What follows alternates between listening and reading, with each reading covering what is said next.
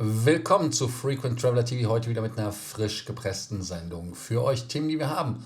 Ryanair ITA, da gibt es jetzt anscheinend einen Kampf in Italien. Ryanair setzt dort zum Kampf an. Weiter geht es dann mit den Freunden vom Bundesverkehrsministerium, die heißen ja eigentlich anders. Die haben aber ein neues Tool online gesetzt. Interessant ist es, aber es bedarf einiger Technik, die man dafür haben muss.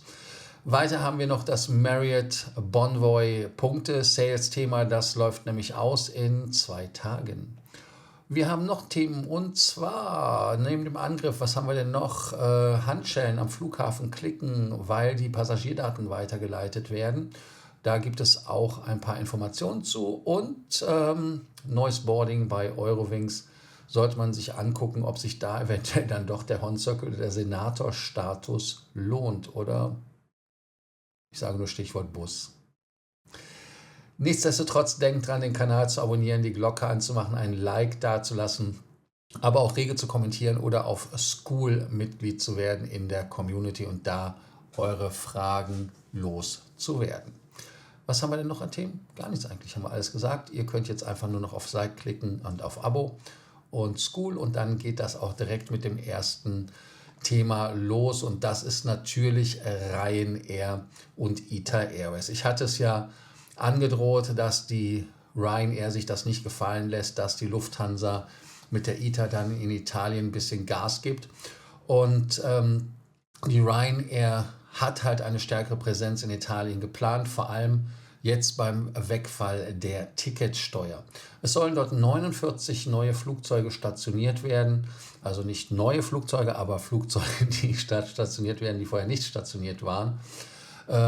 Und man hat 20 Millionen plus X als Passagiere, die man in Italien pro Jahr dort beglücken möchte. Es gibt ab Trieste zum Beispiel neue Destinationen, das ist Lamezia Terme, Prag ab März, Stockholm zum Beispiel ab Juni. Die Ticketsteuer ist dort quasi als Hebel zu sehen, denn die Ticketsteuer in Trieste ist bereits abgeschafft, das waren 6,50 Euro pro Passagier. Die Folge Ryanair, Wizz Air und Transavia bauen dort aus. Ryanair fordert halt auch die Abschaffung zur Bedingung für den Ausbau. Natürlich ist es so, dass Eddie Wilson, der CEO von Ryanair, nicht mit Kritik spart an ITA Airways, logisch, also an der Lufthansa Group. ITA ist kleiner als früher und nie Punkt-zu-Punkt-Strategie. Heißt also, dass das Wachstumspotenzial von der ITA begrenzt sei. Das Ziel ist stärkerer Wettbewerb auf Europa und auf Inlandsstrecken. Jetzt gibt es natürlich auch ein Konto von Carsten S. aus M als CEO der Lufthansa Group und der sagt, ITA ist zu klein für Italien. Ja, das ist natürlich richtig so. Aber man sieht halt wirklich in Italien Wachstumspotenzial für die ITA und baut deshalb auch von der Lufthansa Group Seite aus schrittweise auf. Und wie ist aber die Lage in Italien? Wie ist es da mit den Fluggesellschaften Ryanair und ITA bestellt? Schauen wir uns jetzt auch an. Und zwar ist es so, der Marktanteil in Italien 2024 bei Ryanair lag bei 40% und der ist gekommen von 29%. Also ein ganz klarer Wink nach oben. ITA hat ca. 20% Marktanteil. Die Ryanair-Passagiere in 2024 waren 197,2 Millionen Passagiere in der ganzen Ryanair-Gruppe. Größte Airline-Gruppe Europas, ja, man glaubt es kaum. Und die Wachstumspläne in Italien, wie ich ja schon sagte, sind 49 Flugzeuge, die natürlich dann erst kommen, wenn es die Steuererleichterungen gibt.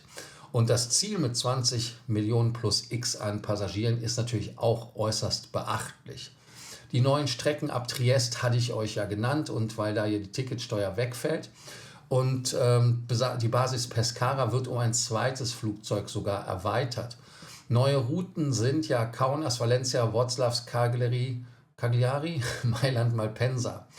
Und die Ryanair sagt ja, dass die ITA zu klein ist mit begrenztem Wachstum, weil sie ja keine Punkt-zu-Punkt-Strategie haben. Und wenn wir dann nochmal das Wachstumspotenzial, was Carsten Spohr sieht, auch sehen, dann ist das so, dass man ja bei der Lufthansa jetzt seit 2025 Januar dort die 41% an der ITA Airways hält. Was ist denn die Herausforderung für Ryanair? Und zwar ist es so, dass man natürlich einen Rückzug und Reduzierung von Investitionen in Rom im Heiligen Jahr 2025 hat. Heißt also, man hat ein Flugzeug aus Rom Fiumicino entfernt. Man hat ja auch Nachtflugbegrenzungen in Rom und beschwert sich über die steigenden Gebühren. Also insofern seht ihr, was da am Start ist und inwieweit man dort bei den Freunden für Vielflieger, ja, ich sage jetzt mal unfreundliche Ryanair, weil sie haben ja kein Vielfliegerprogramm, auch nachdem wir ja gestern gesagt haben, vielleicht ist das der Start mit diesem Sitzreservierungsthema. Ihr könnt euch dazu eine Meinung bilden und gucken, ob ITA den Platzhirschen Ryanair vom Thron stoßen kann mit Lufthansa-Hilfe oder ob ihr sagt, naja, nee, die Ryanair hat sich da schon seit Jahrzehnten festgebissen, die kriegst du nicht weg, die Alitalia /ITA hat sich da ja schon immer die Zähne dran ausgebissen. Wo Passagiere sich die Zähne ausbeißen, ist beim Boarding. Und bei Eurowings gibt es jetzt ein neues Boarding-Konzept. Ab dem 3. April startet es. Es geht natürlich darum, das Boarding effizienter und kundenfreundlicher zu machen bei Eurowings. Bessere Differenzierung auch nach Tarifen. Heißt also, wenn man Business Class fliegt, kriegt man mehr Vorteile und man hat auch internationale Standards, die man jetzt einführt. Damit gibt es die neuen Boarding-Gruppen, Boarding-Gruppe 1, Business Class, Miles & More Statuskunden, Circle und Senatoren und Passagiere mit gebuchten Priority Boarding. Da gibt es aber immer nur ein begrenztes Kontingent und natürlich Reisende mit Kleinkindern. Gruppe 2 sind Leute mit großem Handgepäck, heißt also Smart-Tarif mit dem großen Handgepäck, Basic mit hinzugebuchten großem Handgepäck. Und dann gibt es die Gruppe 3, das sind die, die einfach ihre kleine Tasche unter den Vordersitz schieben müssen. Zuvor gab es halt nur 2 Gruppen. Wer von euch nicht Eurowings geflogen ist, der wird es wahrscheinlich nicht wissen, aber großes Handgepäck ist kein automatischer Priority Boarding Zugang mehr. Priority Boarding ist kostenpflichtig, wenn kein Status oder kein Business Ticket. Heißt also, dass man damit Zusatzeinnahmen generieren möchte und das natürlich im Einklang ist mit den ganzen Fluggesellschaften, dass sie sich jeden Schnippes und also auf jeden Fall alles bezahlen lassen wollen und Geld verdienen wollen. Der 2. April ist der Tag, wo der Übergang ist. Den 1. hat man wahrscheinlich nicht genommen, weil man das sonst als Aprilscherz gehalten hätte. Und am 3. April soll es auf allen Eurowings-Flügen starten. Also ich denke mal, dass man damit natürlich das Boarding vielleicht stressfreier für den einen oder anderen gestaltet und auch klarer gestaltet, hat aber dann natürlich auch wieder so einen Billig-Airline-Charakter, weil man dafür bezahlen muss, wie bei Ryanair und so anderen Billig-Airlines. Und wenn der Preis stimmt, werden wahrscheinlich genug Leute das Ganze machen. Aber jetzt gucken wir uns doch mal an, wie oft ist denn ein Eurowings-Flug oder ein Flug einer anderen Gesellschaft, die solche Boardings machen, dann am Ende des Tages mit Bus? Und da gilt ja die alte Vielfliegerweisheit, wer zuerst im Bus ist, ist zuletzt im Flieger. Und damit ist es dann halt in meinen Augen schon wieder lächerlich, wenn es gemacht wird an Stationen, wo nur Bus ist. Wenn man natürlich sagt, okay, Boarding-Gruppe 1 kriegt einen Bus, Boarding-Gruppe 2 kriegt den zweiten und die anderen kriegen den dritten Bus, was natürlich nicht passieren wird, weil, tada, kostet natürlich Geld für die Fluggesellschaften. Und das andere Thema ist natürlich auch, dass viele Leute natürlich verwirrt sind, wenn nur Boarding-Gruppe 1 oder 2 da steht. Und da sind wir auch schon wieder beim Thema, also 1 und 2. Ich habe ja 3, also 1 plus 2 ist 3, also kann ich mit. Nee, kannst du nicht, musst warten. Und das andere ist halt, wie konsequent wird es überprüft. Und last but not least, was mir auch sehr oft auffällt, ist, wenn dann Boardinggruppen, ja, wir machen jetzt Boardinggruppe 1 und 2 zusammen, anstatt die Boardinggruppen dann getrennt aufzurufen. Wie gesagt, im Bus, da ist es egal, da ist es Wumpe. Aber grundsätzlich, wenn es am Finger ist, dann sollte es doch ordentlich durchgeführt werden. Und wir sollten da auch in Deutschland diszipliniert sein. Und man sollte keine Angst haben, das Ganze wie in Amerika ganz knallhart durchzusetzen und vielleicht auch Shaming zu machen. Nein, du bist Gruppe 3, es ist gerade Gruppe 1 dran. Sorry, hinten anstellen. Also da könnt ihr auch eure Meinung natürlich zu sagen, ob das für euch interessant ist, ob ihr das als Erleichterung empfindet oder mehr so wieder als Money Grab. Was ein Money Grab ist, sind viele Fluggastrechte-Portale, die ja Geld von euch nehmen, dafür, dass sie euch die Arbeit abnehmen, wobei man bei vielen Fällen eigentlich die 100% ohne den Abschlag hätte haben können. Das Bundesjustizministerium hat jetzt initiiert, dass man Fluggästen eine digitale Klageerhebung ermöglichen möchte. Heißt also, es gibt jetzt ein Online-Portal für Fluggastrechte klagen. So ist es richtig. Die Funktion ist ganz einfach und der Ablauf, wie man ihn auch von vielen Portalen schon kennt, Vorabcheck heißt also, Standardfragen klären den Anspruch auf die Entschädigungsleistung. Also erstmal gucken, habt ihr überhaupt. Dann wird ein sogenannter Klagegenerator genutzt. Ich bin froh, dass man nicht gesagt hat, wir haben eine Klage-AI oder KI, künstliche Intelligenz, die dann automatisiert die Klage erstellt. Heißt also, es ist ein Klagegenerator. Und dann ist die Klageeinreichung an 7 Gerichten möglich. Bremen, Düsseldorf, Königs Wusterhausen, Erding, Frankfurt, Main, Hamburg und Nürtingen. Voraussetzung ist aber, dass ihr ein Bürgerkonto habt im Mein-Justiz-Postfach. Ihr müsst also mit einem Online-Ausweis plus der Bund-ID, die halt erforderlich ist, euch dort anmelden und registrieren. Das war ja das, was, glaube ich, irgendwie nie funktioniert hat. Und der Chip auf dem Perso dafür nötig ist. Das heißt also, ihr braucht ein Lesegerät. Für mich, der sehr viel mit Behörden digital macht, ich habe so ein Lesegerät, das sieht bei mir so aus, ich habe so ein USB-C-Ding geholt. Und zwar ist das hier, wenn man es nicht vorbereitet hat, und dann kommt der Pinökel rein und die Karte wird dann hier reingeschoben. Ich muss mal gucken, ist das überhaupt scharf? Da müssen wir mal gucken. Ja, da ist es scharf, da seht ihr es. So, und lässt sich auch für die Reise sehr schön. Aber ist am Ende des Tages natürlich wesentlich aufwendiger. Der Grund ist ja auch offensichtlich, warum sich das Bundesjustizministerium, und da ist ja auch der lustige, wie heißt er nochmal, Volker Wissing, der ja jetzt ehemaliges FDP-Mitglied ist und jetzt nur noch geschäftsführend in der Tätigkeit des Bundesjustizministers unterwegs ist. Der hat natürlich gesagt, ja, über 131.000 Fluggastklagen an deutschen Gerichten, da müssen wir ein bisschen was vereinfachen. Und das sind halt wirklich Sachen, die man ehrlicherweise attestieren muss, weil es sind halt 6.000 mehr als im Vorjahr. Verspätungen, Ausfälle, Reiseverträge, also es sind diese klassischen Themen, die da zum Tragen kommen. Der Vorteil über dieses Portal, den ich sehe, ist halt wirklich, dass man keine Provisionszahlungen bei diesem Portal bezahlen muss, wie bei diesen ganzen Fintechs. Das heißt also, da müsst ihr nicht Geld von euren Sachen abgeben. Aber das Risiko ist natürlich, dass die Gerichtskostenvorschüsse bezahlt werden müssen und beim Misserfolg ist natürlich dann trotzdem Geld zu zahlen für den gegnerischen Anwalt und für die Kosten. Deshalb mein Rat an dieser Stelle, geht zu einem Fachanwalt. Lasst das professionell machen. Und deshalb ist es wirklich interessant, inwieweit ihr so etwas annehmt. Also ich persönlich würde wirklich zum Anwalt gehen. Grüße an Dr. Matthias Böse. Der Testlauf ist halt auch ein Testlauf für digitale Angebote, hier ganz genau. Das heißt also, es können vielleicht weitere digitale Verfahren kommen, die dann wie die Fluggastrechte einfach so abgearbeitet werden können. Damit ist es halt wirklich so, dass man den modernen Rechtsstaat machen möchte, dass man also digital sein Recht durchklagen kann, ohne da irgendwelche Sachen in Anspruch zu nehmen. Aber nochmal, ich finde das jetzt auch nicht ganz so prickelig. Also hier könnt ihr eure Meinung sagen, ob das für euch eine Vereinfachung ist oder nicht, oder ob dieser kleine Pinökel, ich zeige zusammen mit eurer Karte, ich weiß gar nicht, wo mein Ausweis hier gerade ist, müsst ihr dann halt reinstellen und euch dann anmelden. Also es ist schon eine Hürde für Leute, die nicht technikaffin sind oder damit dann umgehen. Aber ich sage mal so, in Estland, die können das ja auch, die können ja sogar damit wählen.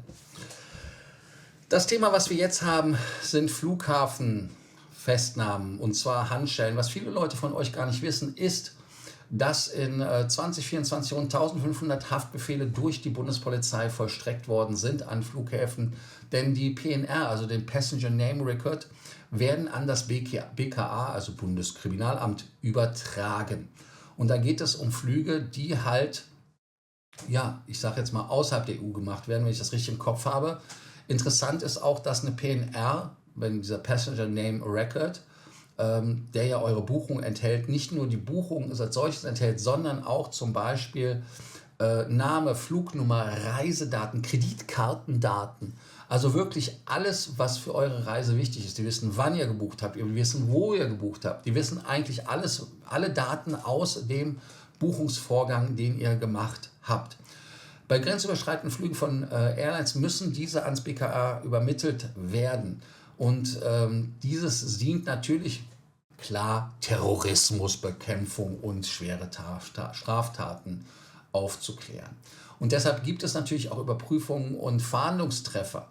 Interessant ist, dass in meinen Augen nur 91.200 PNR-Datensätze 2024 vom BKA geprüft worden sind und an die Bundespolizei übermittelt worden sind. Da sind 2 Fälle, die als Beispiel genannt worden sind. Eins ist zum Beispiel ein indischer Staatsbürger, wurde wegen Scheckbetrugs gesucht. Na gut, der hat 19 Millionen Dollar da Scheckbetrug gemacht, also zu Recht. Und eine Spanierin ist bei der Einreise verhaftet worden, weil sie wegen gemeinschaftlichen Mordes gesucht worden ist. Heißt also, dass man dort ganz klar Leute auch mitfindet. Aber ich glaube, dass mehr als 91.200 Leute außerhalb der Bundesrepublik Deutschland geflogen sind, grenzüberschreitend. Ich meine, es wäre grenzüberschreitend auch außerhalb der EU, aber nagelt mich darauf nicht fest. Weiter ist es natürlich so, dass in 800 Fällen Leute erst gar nicht mitfliegen durften. Und Hintergrund ist da, dass es Urkundendelikte und auch Schleusungsversuche waren. Natürlich ist der ganze Vorgang deshalb interessant, weil natürlich damit die Sicherheit auf den Flügen garantiert wird. In den USA gibt es das ja auch schon. Ich war auf meinem Flug von Dubai nach, was war Los Angeles oder war es Florida, Fort Lauderdale? Und da mussten auch knapp 19, 20, ich weiß gar nicht, 16 Leute aus der Business Class zum Beispiel wieder aus dem Flugzeug raus, weil sie auf der amerikanischen No-Fly-List ist. Und Erhöhung ist halt wirklich, dass man damit halt Leuten das Reisen schwerer macht, die gesucht werden, um damit dann auch die, wie es so schön heißt in Deutschland, die Verdunklungsgefahr zu reduzieren. Was wollen wir noch erzählen? Zu dem Thema nichts, deshalb gehen wir zum nächsten Thema. Und das nächste Thema, das hatte ich ja schon mit euch erörtert, und zwar ist das Thema Condor. Und da gibt es ja auch ein Gutachten, dass die Condor vielleicht in eine SkyTeam oder in eine One-World-Partnerschaft soll. Und jetzt sagt ihr, warum bringst du das Thema wieder? Gucken wir uns das mal an, was dafür spricht, weil da gibt es noch so ein paar Informationen, die mir über die Füße gerannt sind, wo ich eigentlich gar nicht drüber nachgedacht hatte, als ich das letzte Mal gesagt hatte. Und zwar ist das so, Attestor hat ja 51% an der Condor-Bude. Der Rest liegt ja bei einer staatlichen Auffanggesellschaft. Und das KfW-Darlehen von 550 Millionen aus 2020 ist ja nur teilweise zurückgezahlt worden. Also 150 Millionen, 400 Millionen sind offen und die Rückzahlung soll bis 2026 erfolgen. Und Attestor hat halt ein Vorkaufsrecht auf Staatsanteile, könnte also damit die Condor komplett übernehmen. Attestor brachte ja 200 Millionen Eigenkapital mit, plus 250 Millionen für die Flottenmodernisierung. Und die A330er, da müssen wir wirklich sagen, ja, die Buden sind geil, also da gibt es gar nichts. Die A330 Neo Flotte ist, wenn es um Effizienz geht und alles top. Das Produkt an Bord, die Business Class, finde ich auch schön, farblich alles schön. Ich finde auch den neuen Auftritt mit der Ringelsocke, finde ich alles geil. Und man schreibt ja auch seit 2024 wieder schwarze Zahlen bei der Condor. Jetzt überlegen wir uns doch mal, passen Sie eher zur SkyTeam oder passen Sie eher zur OneWorld? Warum? Weil, wenn Attestor seine Anteile ja verkaufen will, dann, weil sie wollen, die sind ja nur an kurzfristigen Investments interessiert, um da Geld zu machen. Wer würde denn bereitstehen? Und das ist natürlich die IAG. Denn die IAG ist ja eigentlich im Prinzip an allem interessiert, genau wie auch die Lufthansa oder aber die Freunde von Air France KLM. Aber es klafft halt in Europa, da gerade in Deutschland, eine Lücke. Und diese Lücke möchte man schließen. Und man kann da natürlich jetzt sagen, okay, was sagt Condor dazu? Die sagen natürlich nichts. Attestor kann natürlich auch, sagt auch nichts dazu. Aber der Exit wäre für Attestor in 2026, gerade wenn die Rückzahlung ansteht, ja gerade eine gute Möglichkeit, um da auszucashen. Und In Zentraleuropa ist ja gerade die IAG oder müssen wir sagen OneWorld sehr schwach auf der Brust. Wir haben das SkyTeam, die sind ja quasi von Paris direkt an der Grenze und von den Niederlanden. Aber wo ist dann der nächste mit Avios respektive mit OneWorld? Und da ist genau das, wo halt der relevante Player Condor für die IAG sein kann.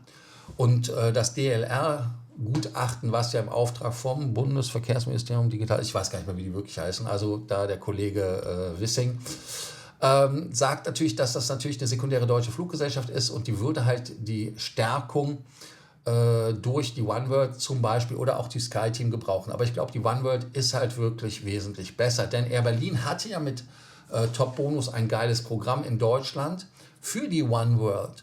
Und damit ist es so, dass es mehr Wettbewerb geben könnte und gerade auch Miles & More den Push gibt, den sie brauchen, damit sie endlich mal wieder kundenfreundlicher werden. Heißt also, ich sehe aufgrund der Exit-Strategie von Attestor, die ja Sinn machen würde zu 2026, zusätzlich zu dem Loch, was wir haben durch die OneWorld in Mitteleuropa, da die Möglichkeit, dass die IAG einsteigt und das wäre gar keine schlechte Idee.